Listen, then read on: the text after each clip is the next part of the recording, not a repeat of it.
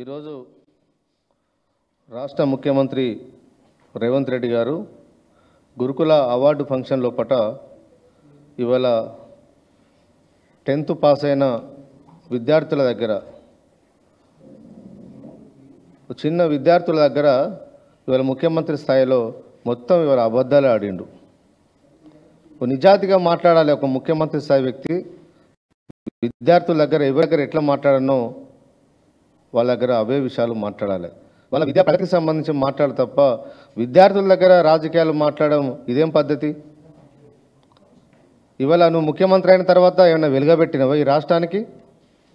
ఇవాళ కేసీఆర్ గారి ఆనవాళ్ళు గతంలో కాంగ్రెస్ ప్రభుత్వం ఉన్నప్పుడు ఉమ్మడి రాష్ట్రంలో తెలంగాణలో 283 గురుకులాలు ఉంటే ఇవాళ 1200 గురుకులాలు చేసిన చరిత్ర ఇవాళ కేసీఆర్ గారిది. అలాంటి కేసీఆర్ గారు ఏర్పాటు చేసిన గురుకులాలను ఇవాళ ఆనవాళ్ళు లేకుండా చేస్తా అని చెప్పి ఇవాళ మొత్తం ఇవాళ గురుకుల పాఠశాలను ఇవాళ మూసేసే దిశగా ఇవాళ ఈ రాష్ట్ర ప్రభుత్వం ఇవాళ అడుగులు వేస్తున్నట్టు చాలా స్పష్టంగా అర్థమైపోయింది. ఇవాళ అన్ని ఇన్ఫ్రాస్ట్రక్చర్ మంచుకున్న కాలేజీలు గురుకులాలను కేసీఆర్ గారు ఒక ప్రభుత్వ జూనియర్ కాలేజీలు మాత్రమే సరిపోవట్లేదు, 404 జూనియర్ కాలేజీలు సరిపోవట్లేదు, ఇంకా రోజు రోజుకు గురుకులాల్లో చదువుతున్న విద్యార్థులకు కూడా మనం అవకాశాలు కల్పించాలి, ఉచితంగా విద్యను అందించాలి అన్ని రకాలనే ఉద్దేశంతో ముఖ్యమంత్రిగా కేసీఆర్ గారు ఆలోచన చేసి ఆ రోజు గురుకుల పాఠశాలను కూడా మొత్తం అప్గ్రేడ్ చేయడం జరిగింది. ఇవాళ ఎస్సీ విద్యార్థులు, బీసీ విద్యార్థులు, మైనార్టీ విద్యార్థులు కూడా ఎవరు కూడా గురుకులాల నుంచి పక్క పోకుండా వాళ్ళందరికీ గురుకుల సొసైటీ లోపలనే ఉచితంగా ఇంటర్ విద్యను అందించే ఏర్పాట్లను కేసీఆర్ గారు అమలు చేస్తే ఇవాళ ముఖ్యమంత్రి కాంగ్రెస్ ప్రభుత్వం అధికారంలోకి వచ్చిన తర్వాత ఇవాళ ఆ ఇంటర్మీడియట్ విద్యను మొత్తం క్లోజ్ చేసే కుట్ర ఇవాళ ఈ ప్రభుత్వంలో స్పష్టంగా కనిపిస్తుంది. ఇప్పటికే 12 జూనియర్ కాలేజీలు మొత్తం ఎస్సీ గురుకులను క్లోజ్ చేసిండు ఇవాళ రేవంత్ రెడ్డి గారు. ఎవరి కోసం క్లోజ్ చేసినామని చెప్పి, ఎవరి కోసం గురుకులాలను ఎత్తివేస్తున్నాం అని చెప్పి ఇవాళ ముఖ్యమంత్రి గారిని ఇవాళ మేము ప్రశ్నిస్తూ ఉన్నాం. నారాయణ, శ్రీ చైతన్య లాంటి కార్పొరేట్ కాలేజీలను పెంచడానికే ఇవాళ గురుకులాన్ని ఇవాళ బంద్ చేస్తున్నాం అని చెప్పి ఇవాళ మేము ప్రశ్నిస్తూ ఉన్నాం.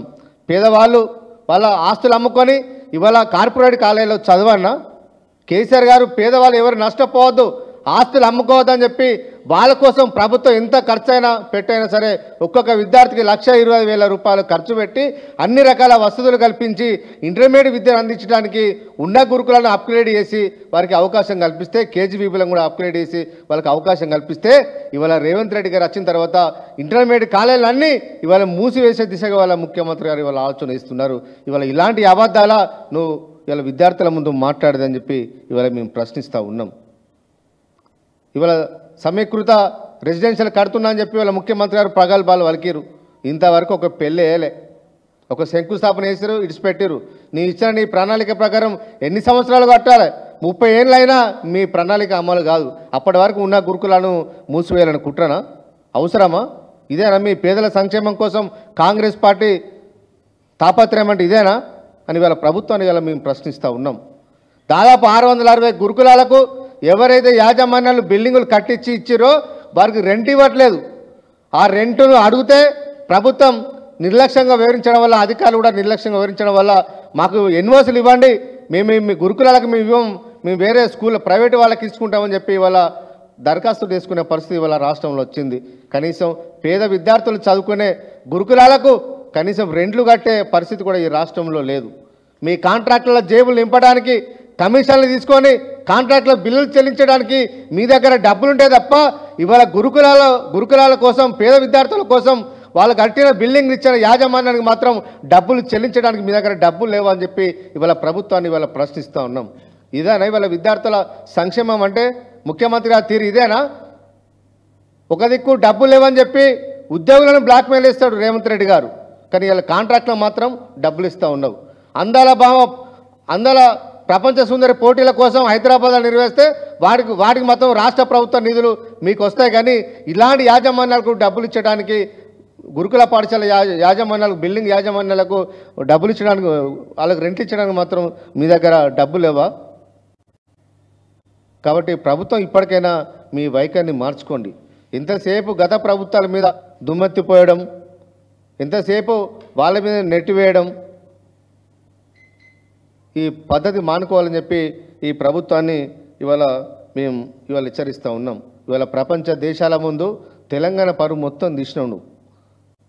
మీకు ప్రోగ్రాం నిర్వహించే ప్రపంచ సుందరి పోటీలు మీకు నిర్వహించే ఆలోచన లే ఒక ఆర్గనైజింగ్ కెపాసిటీ మీకు లేకపోతే నిర్వహించకపోయినవి. ఇవాళ నిర్వహించే ఒక ప్రైవేటు సంస్థల ముందు ప్రపంచ అందగతాలను తీసుకొచ్చి ఇవాళ ఒక ప్రైవేటు ప్రభుత్వ నిధులతోని ప్రభుత్వం నుంచి డబ్బులు ఖర్చు పెట్టి ఇవాళ Honor housing real estate company వాళ్ళ అడ్వర్టైజ్మెంట్ చేపిస్తావా? ఇదేనా నువ్వు చేసే పని?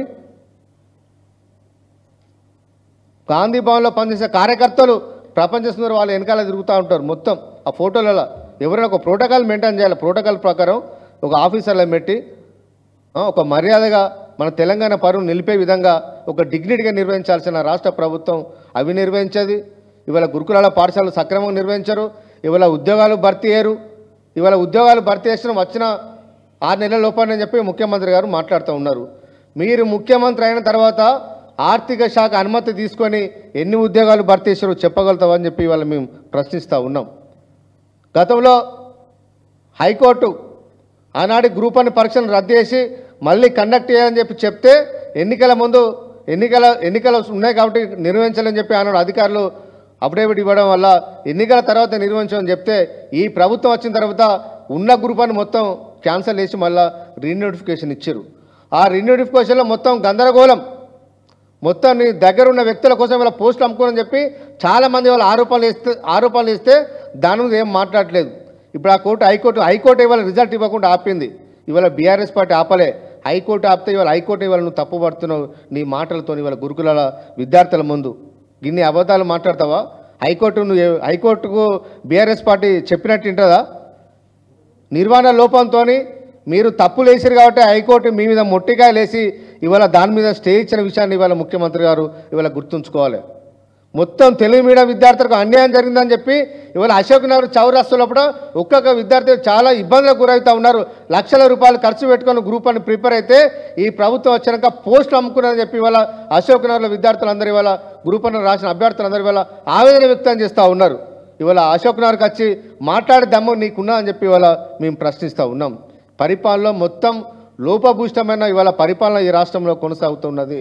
ఇవాళ బీసీల పట్ల, ఎస్సీల పట్ల, మైనార్టీ విద్యార్థుల పట్ల ఈ ప్రభుత్వం కక్షపూరితంగా ఇవాళ వ్యవహరిస్తున్నారు. కాబట్టి ఇవాళ ఇంటర్ కాలేజీలను ఇవాళ మూసేస్తున్నారు. కాబట్టి ఇప్పటికైనా ప్రభుత్వం పేద వర్గాల పట్ల మీ